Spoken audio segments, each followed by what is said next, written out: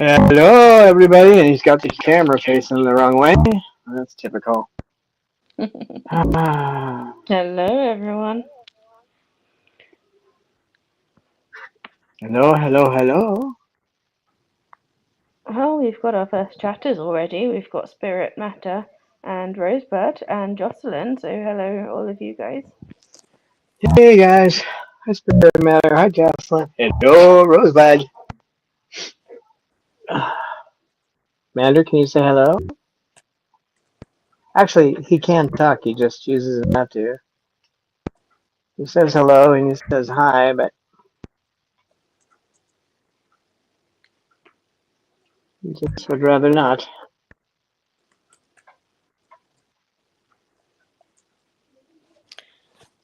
And we also have Kristen and Kelly Sue Cockatoo, who joined us as well.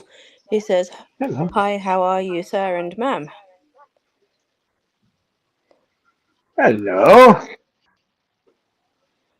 I think we're good. Amanda's good. And Babaloo's good.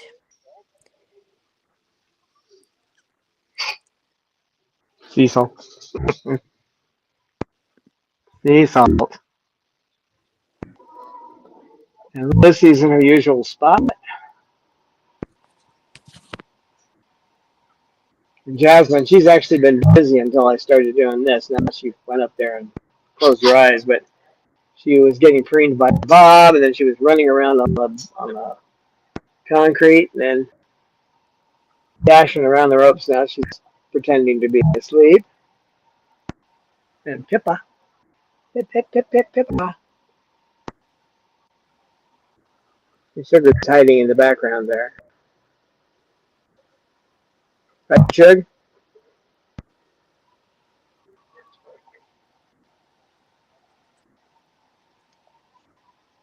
What are you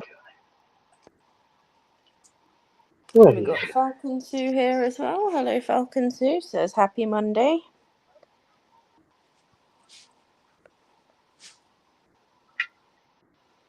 And Calvin as well. Hey ho, birdios. Hey, guys. Hi, Calvin. Got a whole bunch of people today. That's nice. And there's a comment from Kristen. She says, "I've been binge watching all your videos." Oh, that's awesome. We hope they've been helpful. Yeah, lots of video out there. Uh-oh. Oh, there we go. Hi, Amy. Hello. That was just me bringing me on the stage. The little disturbance in the pic. But now we can find the brownies. I felt a disturbance in the force. I don't look anything like Yoda, though. There's a disturbance in the fiber optic cables in Germany. Probably. I thought they were still using telegram cables. There's a story. Better have a dove in your garden you can send with a letter if it's urgent. Yeah. You can always put it on the ship and you'll get there in 6 weeks. No, speaking of telegraph, people don't realize this. There was a solar burst back when we only had telegraph. And it hit about half the world, right? And literally burned out all of the cables that were for telegraph. Is that Babaloo talking? That was Babaloo. Yeah, Babaloo. He says it was me. I did the solar flare that broke everything. I'm responsible. Bob, did you do that? Well, people think it's such a rarity. I mean, it can't happen, but what you have right now to communicate could be gone at any time. I mean, that wasn't a major burst. I forget what it was on the scale, but maybe 3/4 up the scale, and those were heavy wires, copper wires, and they just went thick.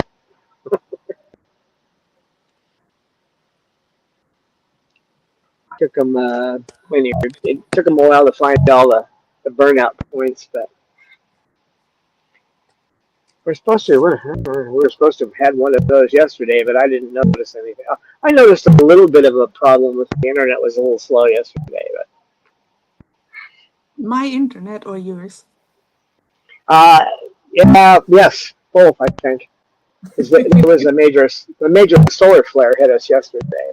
I should say minor solar flare. If it was major, we wouldn't be talking. But what are you doing up there? Oh, begging for more petting? You never do that, big guy. Hi, Bob. No, you feeling left out? No, don't feel left out. Don't feel left out.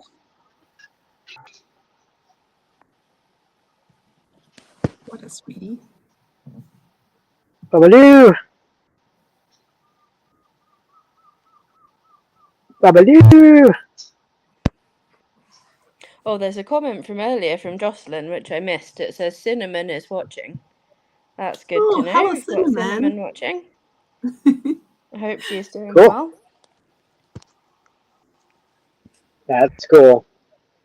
We like to have our feathered ones watching, don't we, big boy? This is, I don't know. As long as they can't mess with me. As long as they can't mess with me. I'm just a tiny little bird. If any of our viewers have a male Saram who wants to be a role model for Amanda, then please let us know. Yeah, we're constantly looking for that. He's pretty clueless, but he's a sweet boy, aren't you? Too bad I don't have any videos when he used to be a cruise missile, though. Pretty hard to take a video when you see a bird going to ready to attack somebody, and he was just going after his former caretaker.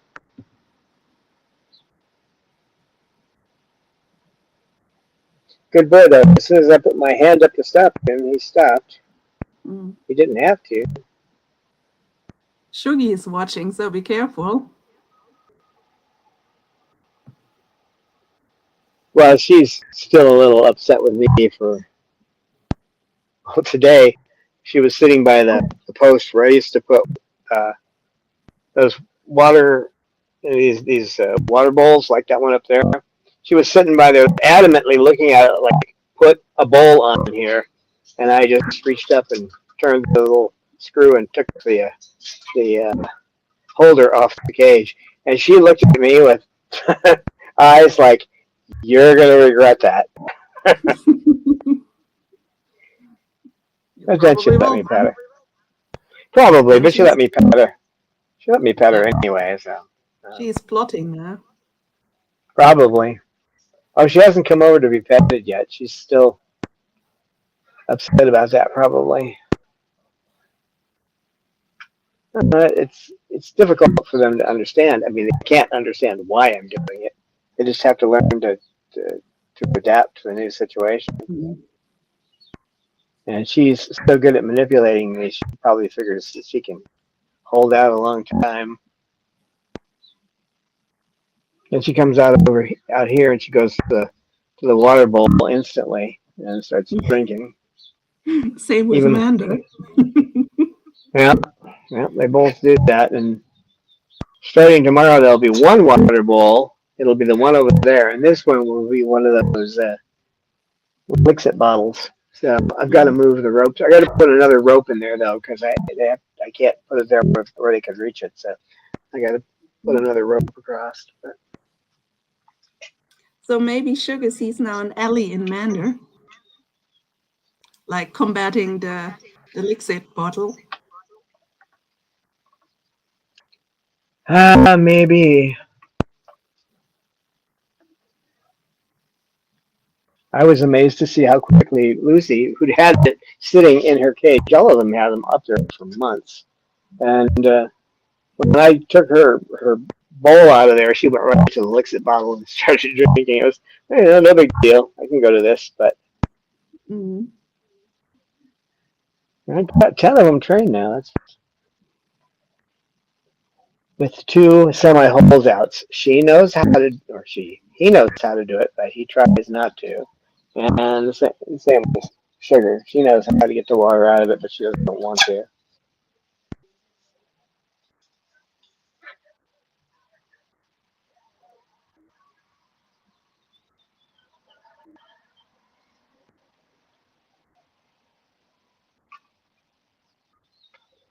Bob, what are you doing? What? Guess we can talk about Bob. Unless we're talking about problems he can't fix. And we've got his cloaca problem down to where he drips out a little bit, but he doesn't prolapse. That's been going on now for 12 years. He doesn't need to be sewn up, but it's a daily thing. You got to clean him up, and then you got to look and make sure he hasn't gotten messy. So you have to clean him up again. But he's a pretty happy boy, though, aren't you? Mm-hmm. Yeah, I know. A bit sneaky there too, because there's things in my pocket, but he's a bit of a sneak, aren't you? So with him, it's been a matter of diet. He gets a lot of moisture in his diet. He's a hard one to keep happy because he has to be busy all the time. So finally he found something he really likes. He likes Nutriberries, so twice a day he gets a happy face and he comes over and bounces up at me and talks to me while I put more food in his bowl. He gets his first bowl in the morning of dry food with 2 of the Nutriberries in it, and everything else everybody else gets. And then at night he gets the same thing. So Dawn, on the topic of Lixit bottles, we have a question from Kristen. She says, I've ordered a Lixit bottle, but will she know instinctively what to do with it, or should I leave a bowl in place temporarily? What are your thoughts on that? Well, I'm going to give you Dr. Burkett's recommendations, and they've worked for me now that I've already got. Bob trained himself on it. He's the only one who just flat out, when I put the bottle in there, figured it out and started using it. That was a long time ago. What you need to do is get your bird over to the bottle. The first couple of days you can leave the water bowl in, but you get them over to the water bottle and you tap it and let the water come out and get their beaks close to it. And depending on how well your bird responds to having you move it around, and pretty much all the birds here will let me grab their heads and mess with their beaks because that's all part of the training for veterinarian visits. Stop that. That's my shoe, you big toad. You big toad. Hey, Cecil. Trying to get my attention, so I bit my shoe. So if you have trouble with that, you can also take the bottle by itself and get it close to their face. That's not necessarily going to make it easier, but it did work with a couple of birds here. And then what you want to start doing after a couple of days of that is you can put the water bowl in there for maybe a half hour in the morning and a half hour at night. And keep tapping the water bottle until they get it, until they start drinking out of it. And then eventually you can try just walking with the water bowl in your hand and giving it to them a couple of times a day so they can drink. If you mark the side of the bottle using a grease pencil, you won't have to guess if they've been drinking. So you can imagine there's all these little grease marks on the side of their bottle. I mean, they put a new bottle in. You don't have to change it every day. About every 4 days it'll go 5 according to Dr. Burkhead, but every 4 days you change it, and then you just wipe off the grease marks and put on new ones. And when you check the bottle and the water has changed, the level's changed, you put a grease mark on it, so you know when they're drinking. Also lets you know how much they drink. Bob and Lucy drink the most. Cecil is the next. Didn't take Cecil long. I think he already knew how to do it because I put the bottle in there. Get out of my pocket, Bob. No. No. Bear with me a second. I think the zipper still works on his pocket. It's funny that Lucy drinks the most because she's one of the littlest. Yeah, it's hard to say. Some of them are just not used to drinking water, I think. They don't drink that much. This one likes to dunk his food in it, but if you've got a food dunker, then you need to put a bowl in there for at least 15 minutes until they're done with dunking their food, and then you can take it out. That's the basic idea. Yeah. Basic idea is to get them to see that the water comes out of it, get it in their beak. And the thing is, can I open your beak here just a little? You want to get it open and get the actual nozzle in their beak, because if they're tapping the little ball outside, the water is going to come out, but it's going to probably fall on the ground rather than getting in their beak. It needs to be in their beak. So if you're not comfortable with that, just keep putting it up to their beak, and only make sure that, give them water no more than 3 times a day. And at first that can be in bowls, and then after that you want to go to just handing them the bowl. But before you hand the bowl, do the water thing. Show them, and you can even use the word water. They will get the idea eventually. Give them the bowl, say water, they drink out of it, then So you're going to do the bottle first and then the water. You say water and hand them put the spout next to their face.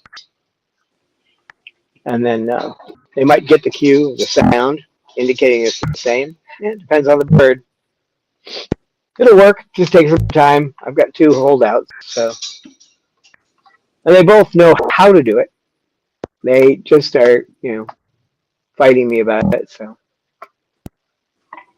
Yeah, just got to keep trying. Yep. It'll eventually work, because who wants to wait, until somebody walks up and hands them a bowl? When they're thirsty, they want to drink. So they will eventually do it. If they're thirsty enough, then they'll have to drink. They'll have no choice. Well, I don't let them I try not to let them get stat thirsty, but yeah, that's the idea. If they have a little thirst, they'll eventually go over to the bottle. But you need to get water to them where they can drink it at least 3 times a day, because they don't drink that much on the wild. So you can, if they get a chance to load up on water 3 times a day, it'll be cool. But eventually they'll go to it. That's the basic idea. And it's good for Bob, because he has the tendency to, he's been trying to prolapse for 12 years, so he drinks a lot of water, and he gets wet food, and so he hasn't prolapsed yet. It's about as close as you can get to a prolapse, just on the edge all the time, but he's just... He's holding on.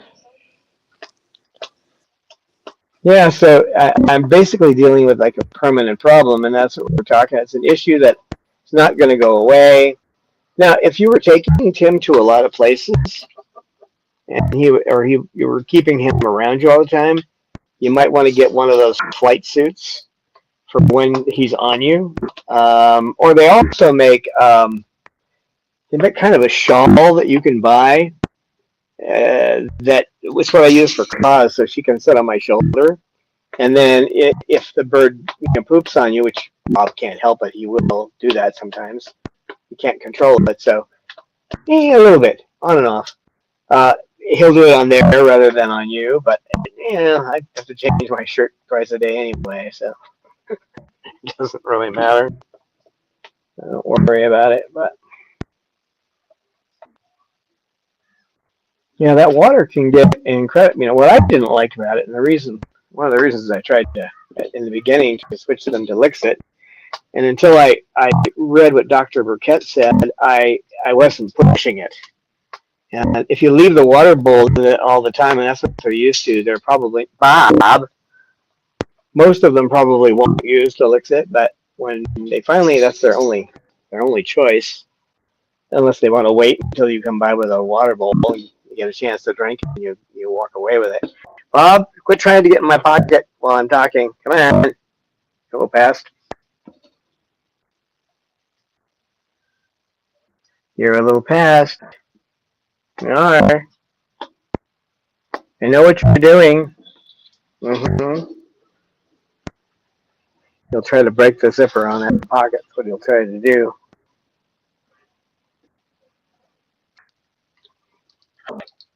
Oh, he's broken 4 or 5 of them now. I think I only got 1 or 2 pairs of shorts that still have zippers on them. But that's Lorelei's job. It's not your job. She's the one that destroys zippers. It's not Bob.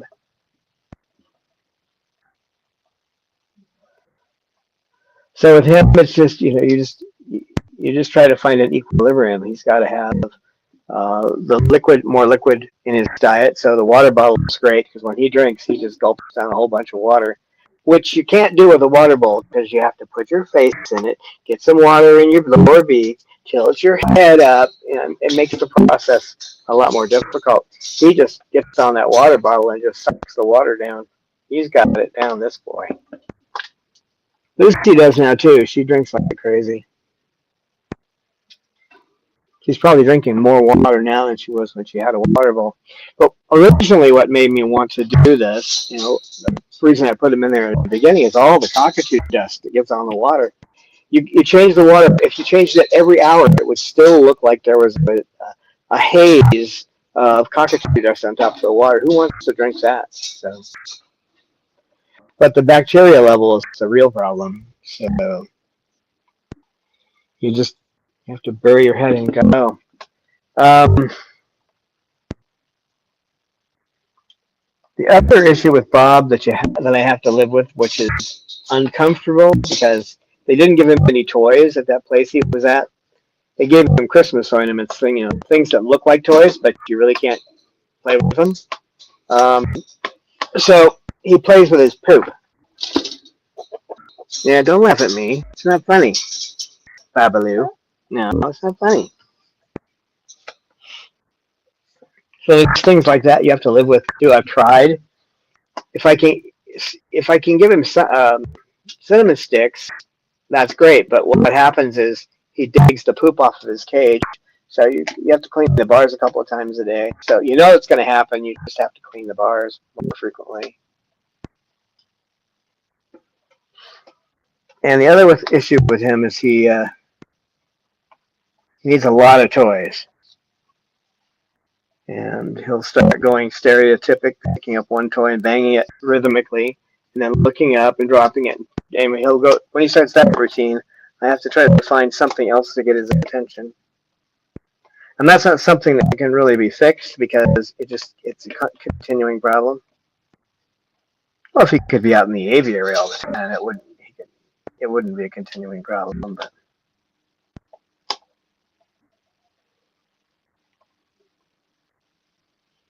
But the major problem I have around here that can only be temporarily fixed. You're not really fixing it. You're just putting a bandage on it. But is they have to have medicine or they will tear into themselves. And number 1 mutilator is right there, so she has to have medicine. So she doesn't have a lot of physical problems now. She did when I first got her. Didn't have much in the way of feathers, but she's always been more like a wildcat in that she doesn't like to be held. She likes to have her face petted, but she doesn't like to be held. So that's an issue you're not going to break, too. It's one of those you can't fix it. So she doesn't like to be held. So what I've done is she'll cry that she wants to be petted. I'll ignore her for a little bit, and that brings on the extinction burst, which is when somebody tries all kinds of crazy things to get what they want. So then she'll climb down and get on the back of the chair close to me. It's the only way I can get her close to me. I mean, it's not normal for a bird to want to be held anyway, so I don't have a problem with that. But if I want her, my arm gets tired, I have to get her down on the back of the chair so I don't have to hold my arm straight up all the time. It's not like I want to have my arm up measuring how high the grass is in Germany all the time. So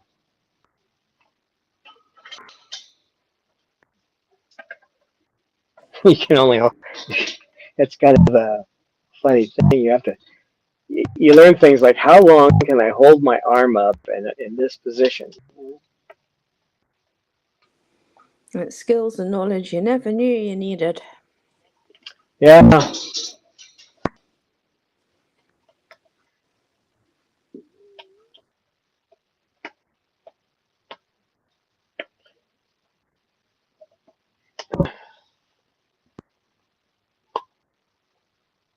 And Cecil with his issue is now you've taken that off, you big toad.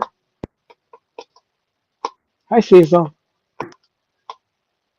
That isn't meant for you. That's the end of a bungee cord, you little monster.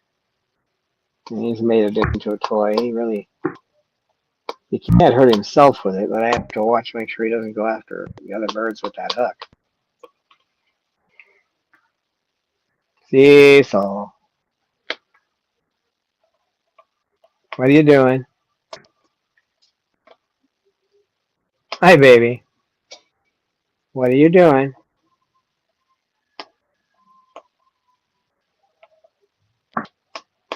Silly bird. Lucy has one of those problems you can't really fix. Her right eye sometimes doesn't open all the way after she got into a tussle with Bob.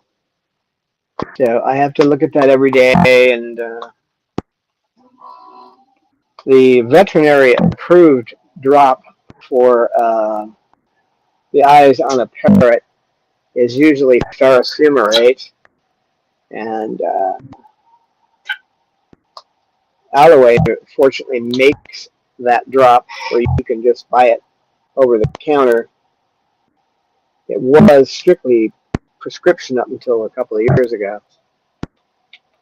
So, and the other thing you can't fix on her, which is just constant, is her beak doesn't grow right because of the veterinary office that had her. They damaged her beak by trying to flatten it out so she couldn't bite. Strictly because it was drew a clientele in because they had this cute little bird running around the counter.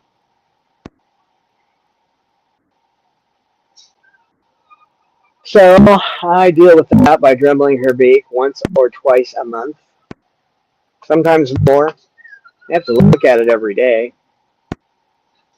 If it starts, the lower section goes weird too. So if it starts having hills and valleys, I have to take her in and flatten it out. It's not a question of just checking it every week. I got to check it every day. But you gonna laugh at me, Bob? Are you? Hmm? Oh, are you gonna come over and talk to me now? You waited till Bob was sitting on my arm to do that. You realize that? I don't think Bob wants to get off my arm. Oh, there he goes. Okay, there you go. So there's two problems you can't fix, but you can put bandages on them, literally, eye drops and dremeling her beak. Somebody made the comment that I should take her to a vet to have the beak done. I have 3 birds that have to work on their beaks because they don't grow normally, which is an issue with captivity, right? And my response is, sure, if you want to spend all day, you can come, pick them up and bring them back 12 hours later, because that's how long it's going to take you to get to a vet and then come back. Because the nearest avian vet is that far away. It takes a 12-hour round trip. So. And at this point, you probably have more experience than the vet does of shaping beaks anyway. I got quite a bit of experience at it, and I was taught how to do it. It's not like I just said, I'm going to start doing this. I went and discussed it with Dr. Young and had him show me the ins and outs of beak trimming. So. Yes, we do not recommend trimming your own bird's beak without having been shown how to do it first. and without having practiced on an inanimate object. Yep. And for the inanimate object, I would say practicing on slabs of obsidian is your best bet. Because obsidian is basically a volcanic glass. So your chances of shattering that glass are pretty high. So once you get to where you can work on volcanic glass and you don't shatter it, you're probably safe to work on beaks. So, but if you maybe that's got to show you the methodology. You got to understand that not all of their beaks are exactly the same. I mean, there's a lot of differences, and you have to know the individual beak. You have to look at it and see what's happening. And you have to have an idea in your mind what a normal beak is. I have plenty of examples. There's a normal beak. Okay. That's a lovely beak, Chuggy. And Cecil has a normal beak. So, although occasionally I have to work with that upper because it's starting to grow a little long. I don't know what they do, and no one does. I don't think what they do in the wild to shape their beaks, but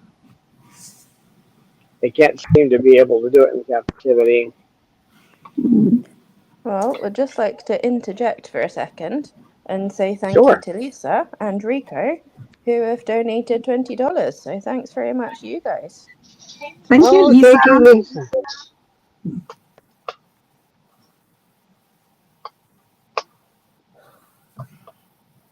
Uh-oh. I lost myself on the page. There we go.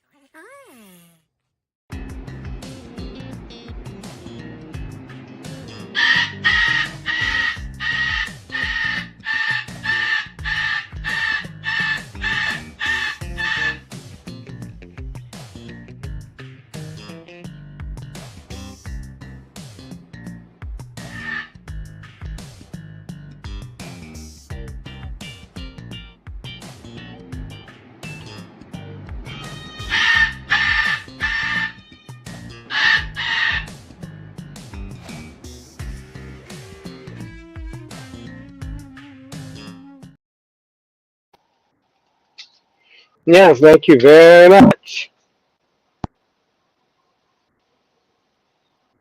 Bob, can you say thank you? No. You're just trying to figure out how to get in my pocket, aren't you? And going back to beaks, Kristen says that for Kelly's beak, she takes her back to the rescue and pays them to do it. So that sounds like a good option too. If you have someone who is qualified, yeah. If they know what they're doing, then that's good. Many rescues may have that skill because they can't. Well, for one thing, you can't afford to be leaving the rescue all the time with birds to get them. Basic grooming like cutting nails and doing beaks.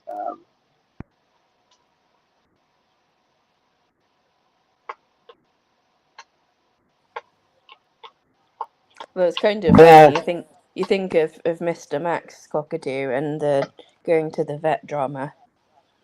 It's not like that around here. No, and these guys are all trained when they go. They don't really act up. Mander does a little bit, but that's just Mander. But they're all perfectly okay with being handled. Sugar puts up a little bit of a show too, but she doesn't try to hurt anybody, and she understands about putting her wings out. Actually, she'll do that better for the vet than she will for me. And she does it for me, but she gives me a little bit of chatter about it. But if a vet's doing it, she's better about it.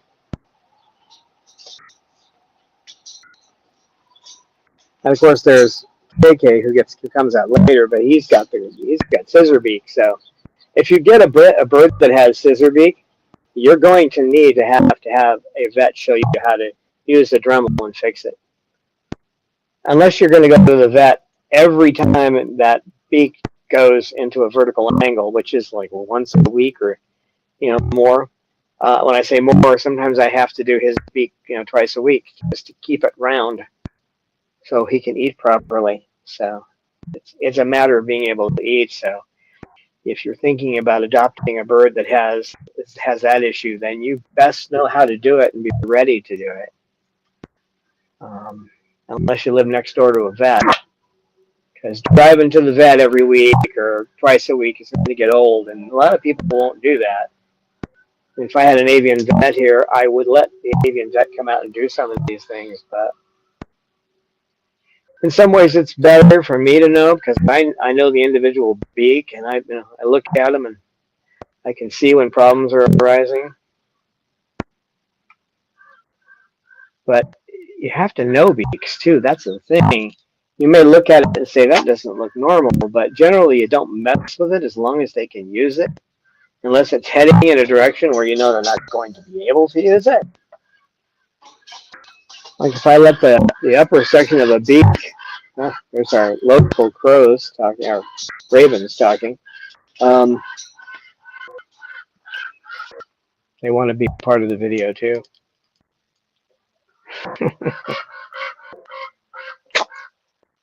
There we go.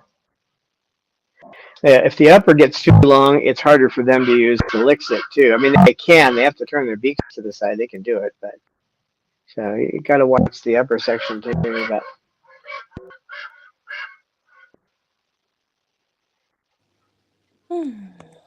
now with Bander, he's got that. He's got a twisted pelvis, so he gets some other considerations. I can't fix the twisted pelvis, so if he doesn't want to come outside, there isn't a lot you can make him come outside, but I don't want to stress him because he has enough stress because of that.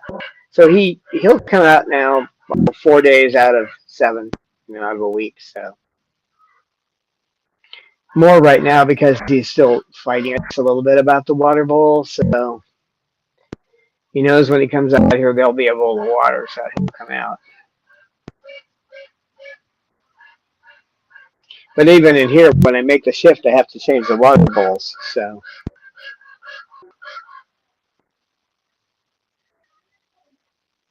having fun talking back and forth up there? Cockatoos are not tidy animals, are they? No.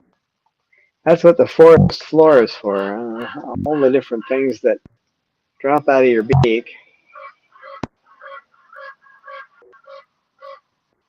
So with him, he likes to play with cardboard. That's his that and pine cones.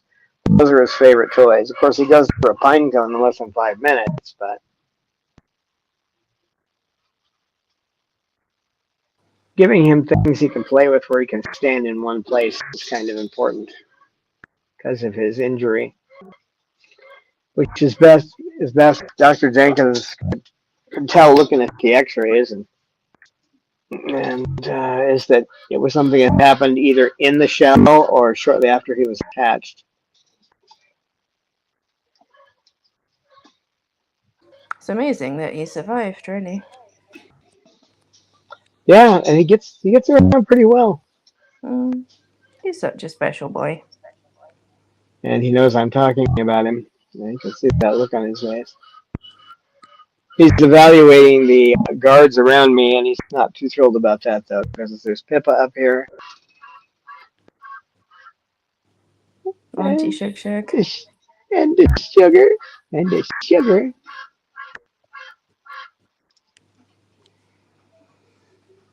Who hasn't been getting as much beak petting lately because she's been standoffish due to her water bowl. How dare you take away my water bowl?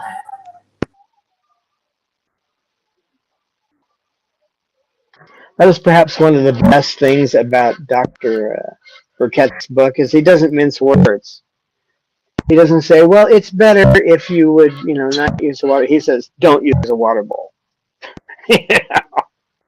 And then tells you why. I mean, it's like if you do it, you know you're going against the veterinarian's specific instructions. So.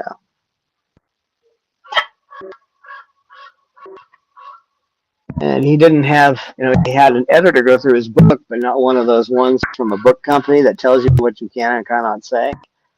So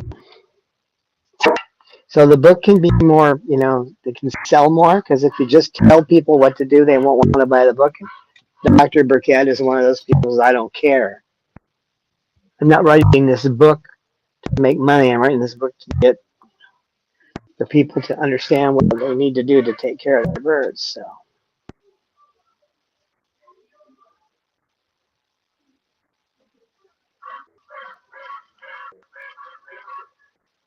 It is definitely the Strunk and White, if anybody knows that grammar book. It's a tiny little book that tells you how to use grammar properly. And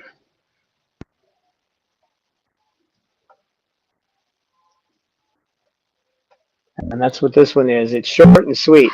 Covers pretty much, first aid and everything, from feeding to how you should place a cage, what kind of materials to use at the bottom of the cage, how to keep your cage clean, how to socialize your bird so that it isn't going insane inside of this is essentially a cell.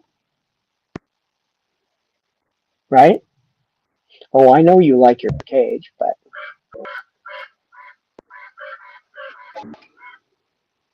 she prefers to be out, but she does like her cage. And she plays with toys.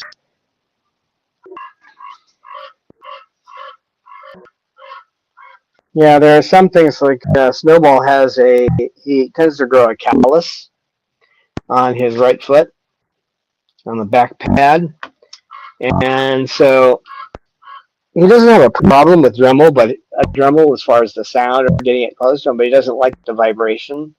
So I have to file that callus down with with an emery board. So that's about twice a month I have to file it down. You see him doing a little skip when he walks. That's why that callus, and it is a callus. I've had it tested. It just tends to grow a callus there.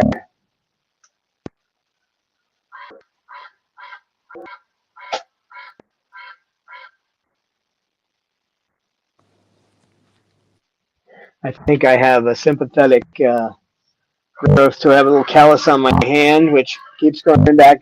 That reminds me of him. That's also the hand that's my bird hand, because my last two fingers move together. I can only count to 4 on that hand. So. Both my hands are like that. Oh, really? Yeah.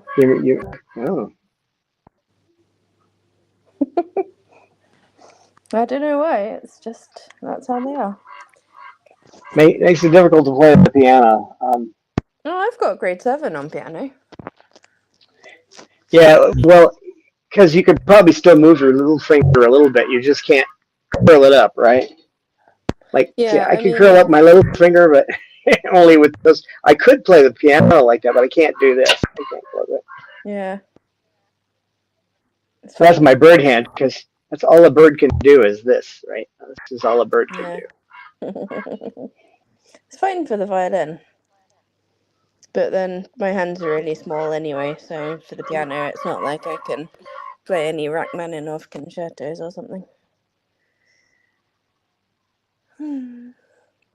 But anyhow. What about birds that have issues with being blind or deaf? What do you do with them?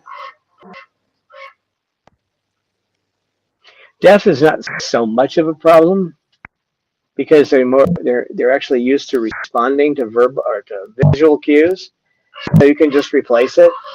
With blind, as long as they can still hear, you can do a lot with that too. But the main thing with blind is you get them into a cage, you kind of show them around the cage, and you want to and then when you take them out, they always go to the same perch with the same. You want to keep everything the same so that they learn where everything is. And if they can hear, obviously, then you can tell them where they are. You know, stand, stand, stand. You know, let them know they're to stand. And if you know, you may have a couch or something like that. You can tell them that they're on the couch. You know, couch. Just say the name of the location. It's important that they can get to their food and water. They probably would learn the lick it faster than most birds because you know because they're used to you showing them things. With a deaf bird, you just use the visual cues. Don't know if there are many deaf cockatoos though. Probably not. They tend to regrow the filaments in their ears. They'd have to be born deaf mostly, or they have a problem where they can't regenerate. Because they're so loud. I mean, they would deafen themselves, so they obviously have a way around that. Yeah, they grow back the filaments in their ears. The cilia grows back. Where with mammals, once you've lost your hearing, it's gone. You know, no getting it back. You know, I've been around cockatoos and parrots for so long now that I have about 25 decibels of ringing in my ears all the time. So you will sometimes, when I'm out here, I can't use the earbuds that cut out most of that sound. So if they get loud, you'll hear me try to quiet them down. It's because it's damaging my hearing, and I can tell. You know, I'm going to hear louder ringing for the rest of the day. And as soon as we get off the live stream, I put the other earpieces in. I'm not talking to anyone. I use the other ones because they cut out about 30 decibels, which will bring 125 down to 95. That's still in the danger rate. Anything above 80 decibels is going to damage your hearing, but at least it cuts it down quite a bit. These guys could damage my hearing if I'm wearing a headset with sound deadening, because the best you can get is 30 decibels, and you know that means you're still in the 95 range. So. Well, on the topic of hands, there's a comment from Giselle. So, hello, Giselle, nice to see you. She says, I'm missing my right thumb. It got bitten off by a dog. Wow. Ah. That's pretty wild. Yeah, and that that makes it's hard to use your hand if you don't have an opposable thumb.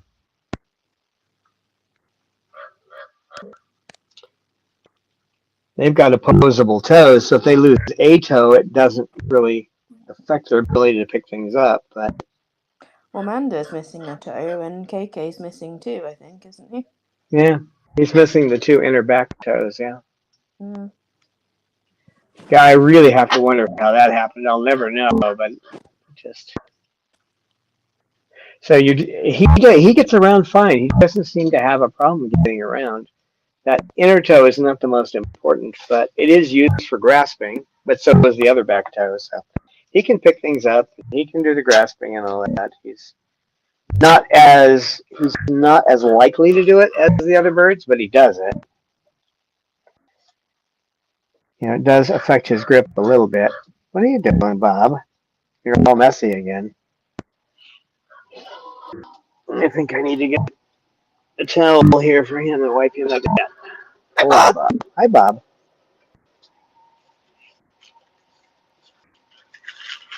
Let me wipe you a little bit. You've got something hanging there, dude. There you go. There you go. I know you want the paper towels. I know. And if I give him a paper towel, it doesn't satisfy it. He wants to steal it. Right, Bob?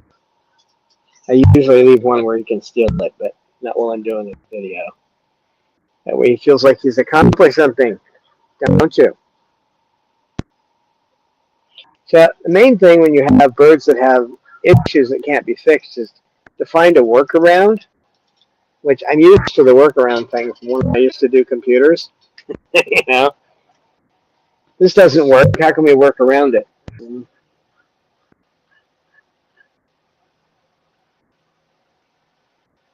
Like with Bob, I mean, he's had all the veterinary checks, and basically he doesn't prolapse. And I think part of it maybe he strengthens his muscles by screaming part of the day.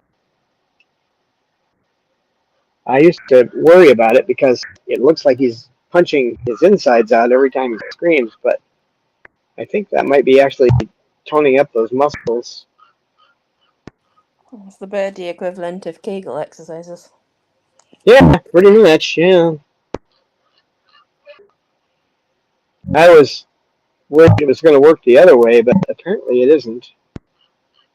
Right, Bob? Yeah, I know. The phone.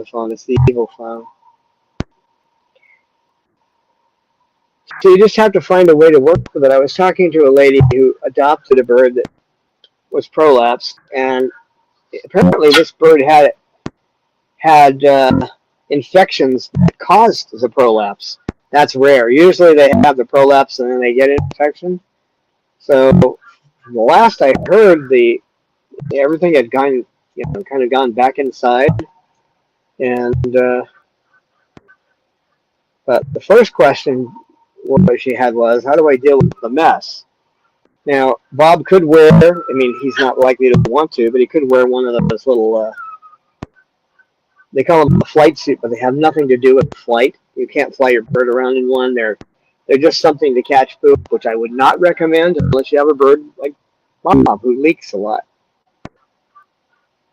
You know, we come out here, we're out here for the time I'm done, it's about 5 hours outside with both groups, and then I can change my clothes. I'm not worried about it, but I don't want him to have to wear something like that, and he would not take it terribly well, but some birds will. It depends on the bird. I would never put it on a normal bird. I think that's probably not a good idea. If you have a bird that has a prolapse or is close to prolapse, and you need to keep things sanitary, it's one way to do it. And you're going to be changing those regularly, though. You can't just leave them dirty. So, what are you doing? What do you want? You're going to be nice to me now, even though I took your water bowl holder off today?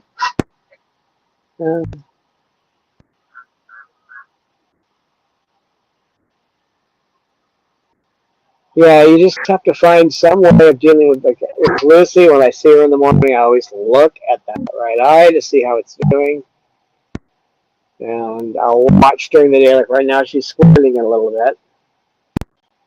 So if she starts doing more of that, she might be halfway asleep too. It's hard to tell. But if she does that, I'll look, and if it shows any redness, I have the ferrofumarate drops, and then I also have ones that are gelatin based, and they're just meant as like a lubrication that stays in the eye for a while. And those are both veterinary recommended. There are no actual medicines for birds. We have to find human equivalents that work, and vets can help you with that. Avian vets, anyway. What are you doing? Which are getting harder to find.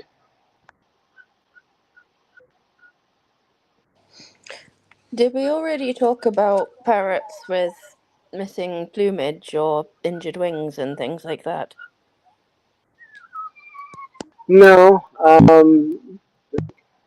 Permanent missing plumage. Well, we've got Lucy. Yeah. And with her, you just have to make sure she's not out here when it's terribly cold, because the feathers help to insulate. It also helps with the heat. If it gets too hot, you got to watch her.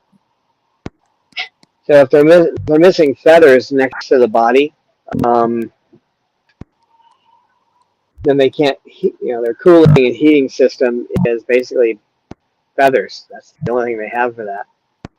They can't pant like a dog. If you see a bird panting, it's having trouble breathing. It's not helping it cool down at all. So it starts to get warm, I have to watch this guy because he's the first one to go usually. But yeah, if they're missing feathers like that, the main thing to watch is for what temperature it is. If it's too cold or too hot. And it can And affect. big, Oh, sorry, I was going to say it can affect their balance as well as their temperature. yeah, if they're on the primaries or secondaries, it can affect their balance. Like with Sugar, when she of course that wasn't a permanent condition, but she used to tear her feathers up, so she didn't have a good sense of balance. Now she'll sit on one foot. She couldn't do that before. That's another good answer for people who say, "Well, I don't care what their feathers look like as long as they're happy." Okay, well, my answer to those people, the rude answer is, well, I don't care if you have legs as long as you're alive. It's just, You can take yeah, it at ad absurd, reductio ad absurdum, or whatever it's called. But yeah, that's exactly what it is. Yeah, reductio ad absurdum. yeah. But with them, it's part of their balance. If they lose their primaries and secondaries, they can't balance properly. Look at Romeo. There's a permanent condition I failed to mention. Some vet was probably thinking, boy, if I, maybe I can make a lot of money, or maybe he thought it was a good idea. Who knows? Well, he or she thought this, right? That by damaging 4 follicles on his, so that 4 primaries wouldn't come in, that that would save the owner money in the long run. How capitalism thinks, right? Um, or maybe it would be a solve a problem if the bird had been aggressive. Although this looks like it happened awful early, so um, now he is just afraid to move around. To get him out of the cage, I have to sit down. And this is part of the plan and how it works.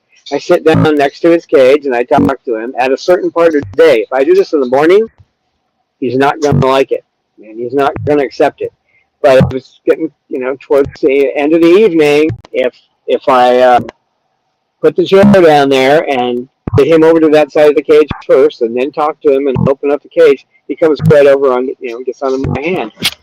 But part of that, he's just not comfortable. And if I had another bird person telling me, well, I've been able to train all the birds I've had, and that had balance problems, I said, well, have you ever had one that was intentionally damaged by a veterinarian so that they can't have their primaries come in? No, And right? what they No. did Yeah. is basically like amputating 4 fingers. That's the Yeah, basically. And it's anatomically. permanent. It's permanent. If somebody were to take him, adopt him after I'm gone or whatever, and they don't take that into account, they can get bit pretty hard. Because if he's falling and he's scared, he's lost his balance and he doesn't know what to do, he's going to grab on and hold on to you. And he'll do it with the full force of his fear. I mean, it's not an angry attack at all. He'll just be so afraid that it'll bite you hard. And So he's he such doesn't a fall. sensitive boy as well. Like he wouldn't trust you ever again if you dropped him. It would take a long time to get his trust back. We've had a couple of incidents. I had one of my computer customers wanted me to bring birds by, so I'd bring a bird when I went over there to work on her computer, and I had him at that point where he would go out with me on these things, and I was just cautious. He always sat on got him on a perch where he felt stable, and then I could do my computer work. And well, I don't know what happened. She might have bumped the perch, and he might have fallen on the floor or whatever. But when I was only gone from that room for a minute, when I went back, he was just completely like he'd been on another planet. You could tell he was having trouble with his balance. And he's not quite recovered from that, and that's been about 3 years or so. So, I mean, he's recovered somewhat. He comes out, he sits in my lap, but as far as sitting up on a perch like this, he would get to if you can get him out here at some point. He'll just find a spot and sit there, and then he will defend it so nobody will get close to him. He won't walk around because when he walks around, he loses his balance, and then he gets scared. And I won't say it's permanent. I'm working with him. I'm hoping I can get him out of it again. But the thing is, it only takes one thing to happen to him. He clams up again. Mm. So Well, some Giselle says, bad. Giselle says that her 43-year-old Amazon has fallen a few times. I was really concerned about him getting hurt, as well as why. So this might be Parrot balance and falling and injuries and things. That might be something to talk about on Wednesday as well. Yeah, we can talk about balance issues and go into that because it really makes a difference. And that's one of the reasons we can get into this too. It's the topic everybody loves. Why you don't clip your bird's wings. And that's because it does cause balance issues. It doesn't just make it so they can't fly. They can't balance properly. Imagine if you're starting to fall and you have no arms. It's not exactly the same thing, but it's the idea. How do you balance yourself? What do you usually do when you start falling, right? You put your hands out there to stop yourself, or you've seen people where they wiggle their arms around so they don't fall, right? Well, birds do that all the time. You get that image in your mind. The way my mind works is sad, but I think of the great Walenda years ago falling off the high wire it was down somewhere, I think it was in Brazil, and he was up 40 stories or something, and he lost his balance. But Yikes! Yeah, I think he was close to 80 too. He'd been doing it his whole life. So I guess in a way, it was kind of good. He died doing what he loved, but which is not a bad death, honestly.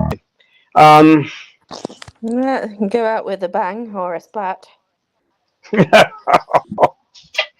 Yeah, I actually saw that. At the time I was living in California, and there was a German newspaper. I don't think it's there anymore. It was the California Stadtzeitung, and all the American papers showed the great Walenda, falling from the wire, right, losing his balance, and the German paper showed him hitting the ground.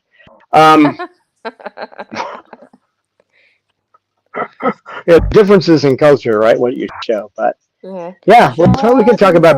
Yeah.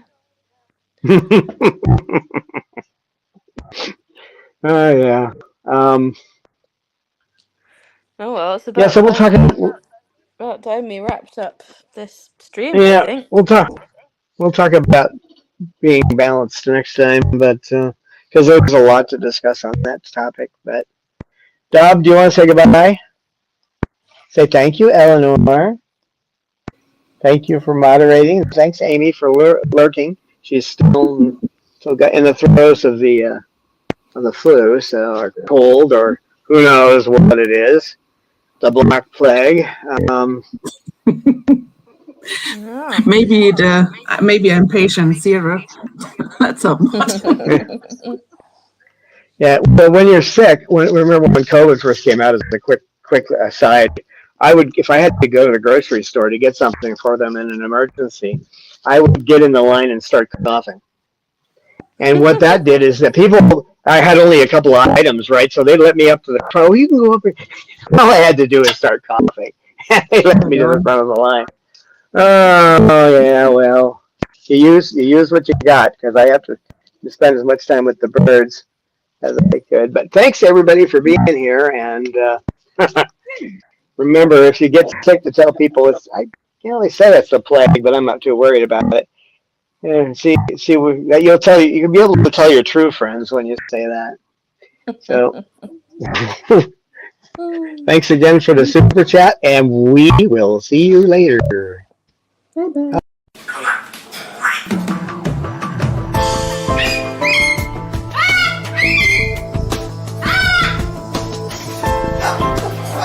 Science knowledge only adds to the excitement, the mystery, and the awe of a flower. Evidence is evidence. It's public. Everybody can look at the evidence and assess it, and eventually, if there's enough evidence, come to the same conclusion.